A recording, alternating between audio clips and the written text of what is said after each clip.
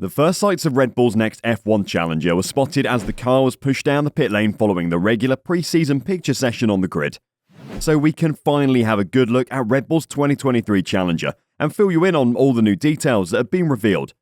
Even though it might not seem like it, they have upgraded the car a lot.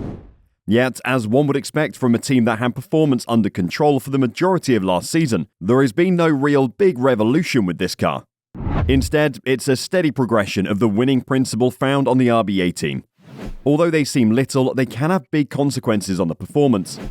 This new look begins at the front of the car with the nose. The tip has been somewhat expanded and a low-drag air intake has replaced the circular type that was utilised previous season. And a tiny winglet is positioned on the end plate's rear outermost bottom corner. Because of how rigid the regulations are, the design window for these winglets is quite tight, but it's intriguing to note that 3 teams, including Mercedes and Haas, have already found a way to integrate them in their designs this season. So the design is recognisable since it is a development of last year's all-conquering Red Bull RB18. But there are numerous more detailed modifications as the team had discovered methods to squeeze more performance out of the car. And the side pods are the ones who will get the most attention, not because of a huge redesign, but because they established new marks for how extreme they are. The exterior, which was already form-fitting, has been shrink-wrapped around internal components to help with aerodynamics. They have a severe undercut, which has pushed the design into twin-floor area. But this isn't a radical departure for Red Bull. The car was already leaning in this direction last year, but the far more obvious undercut this year is what gives it the impression. The undercut is much more extensive in 2023, reaching around under the flank and cutting into the raised rear part. The greater the undercut, the greater the mass airflow, total airflow capacity, travelling down the sides of the body towards the space between the rear wheels, and it is this flow that draws on the diffusers and makes the underbody work harder. The undercut also appears to have a well-crafted aeroform that builds on last year's design. It's possible that the size reduction and cooling package change contributed to the creation of these even more compact side pods. The downwash slope at the rear of the side pod is a little more forceful as you move backwards. While the side pods appear to be identical to last year's car at first sight, the refinement and aggressiveness here is indicative of the approach Red Bull has taken with the entire car.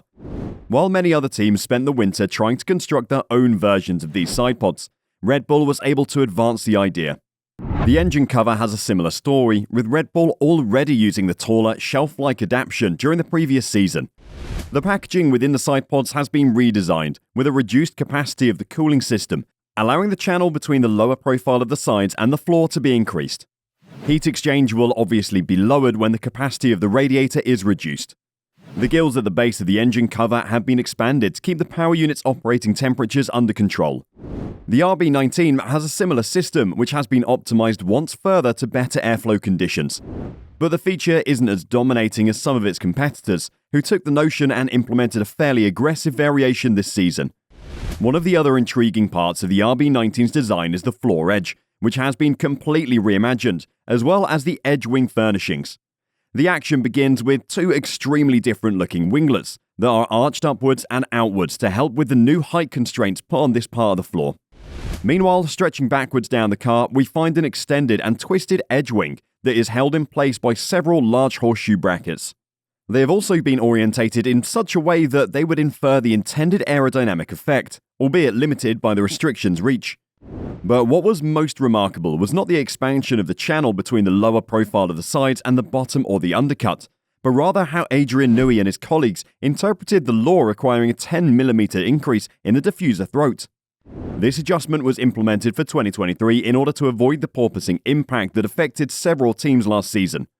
A longitudinal bulge in the rear interior component of the diffuser is an incredibly important indication in this regard.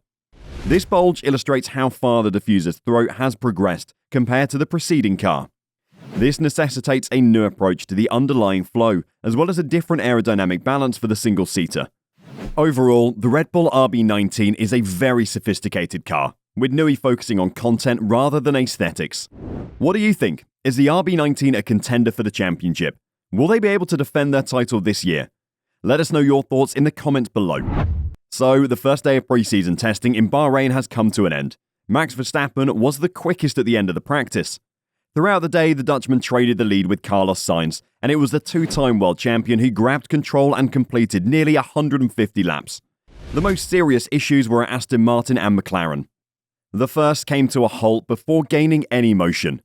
Felipe Drugovich was advised to pull over after 8 minutes due to what turned out to be an electrical fault. Not long after, the Brazilian, who was standing in for Lance Stroll, was able to get back on track, but valuable time had been lost.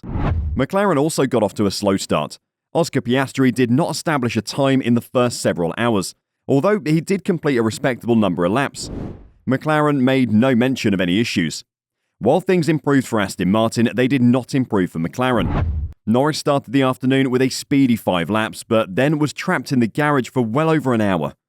The Woking crew was observed repairing several fractures in the wheel brows near the brakes. Norris reappeared with 2 hours left and gradually crept his way up the standings. Notwithstanding these issues, just one red flag was raised during the day.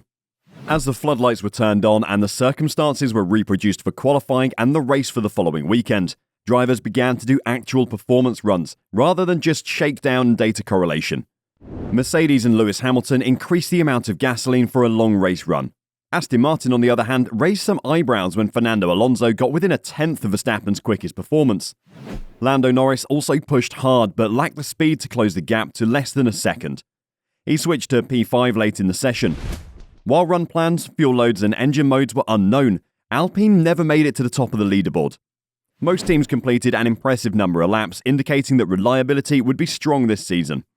The last 15 minutes of the practice, as was the case this morning, featured the testing of yellow flags and virtual safety vehicle systems. Overall, it was a great day for Red Bull Racing and a bad day for McLaren. Aston Martin bounced back from a shaky start. It is impossible to say whether the other teams are satisfied with their day's work. So, what are your thoughts on the tests? Any surprises? Let us know your thoughts in the comments below. Don't forget to subscribe to the channel to stay updated with the latest news surrounding F1, and hit that notification bell to get notified whenever we upload. Thanks for watching, and we'll see you in the next video.